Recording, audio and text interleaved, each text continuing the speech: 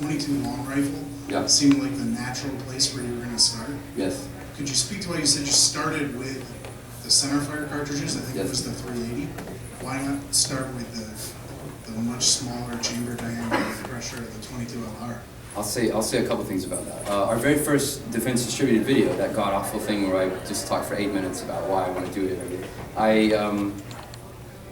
22 LR was the first thing we wanted to do, and it just seemed natural. Now there's a kind of interesting anomaly in its chamber pressure, which can be like remarkably high for such a kind of constrained caliber.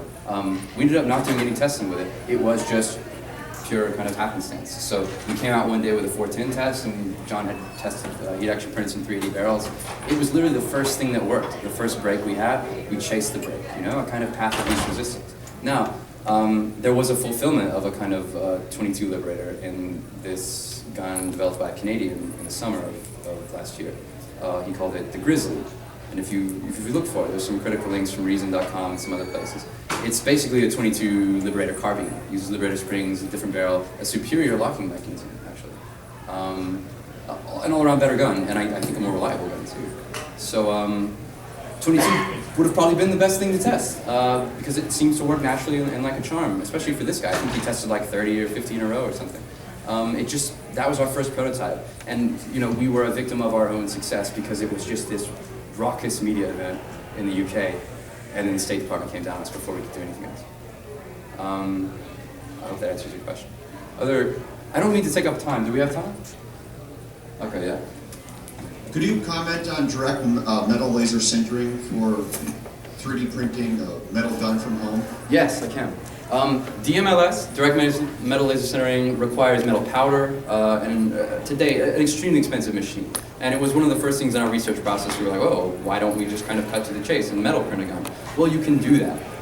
But you can, the question is, like as Sal would say, like, at what cost? It would be extremely expensive. There's a group called Solid Concepts, which we actually share some kind of research staff from time to time in Austin, Texas. They recently demonstrated their first 3D printed metal gun. I found it to be a counter-revolutionary demonstration for certain reasons, because one, they take a military pattern gun, and then two, they say, well, no, this is just a demonstration of the achievements of high capital and technology. It's like, no, we're just showing you what technology can do, and like they kind of divested as much as they could, or distanced themselves, or distantiated themselves right from any political import that this demonstration might have had. So I thought it was a very kind of, they wanted the publicity, it was a roundabout way, and I'll show you like the 3D printing community in its kind of undying fealty toward just this kind of scientific, progressive story of technology. Didn't include in its 2013 list of notable achievements in 3D printing, it didn't include the Liberator, but it did include the DMLS pistol by Solid Concepts. This is a realistic, let's say, print idea if you're a small commercial firm that really wants some metal prototyping or something. I mean, if you have the budget for it, but it's just not yet something that you can do in your garage at a reasonable, it doesn't scale down, you know what I'm saying? I'm sure it will to some degree, but kind of what's more exciting for me are these complex materials which mimic the material properties of metals, which are now presently available and at much, orders of magnitude lower in cost. I hope that was enough. Oh, and I'm done. So come to my next talk if you want. I'll be more angry or something.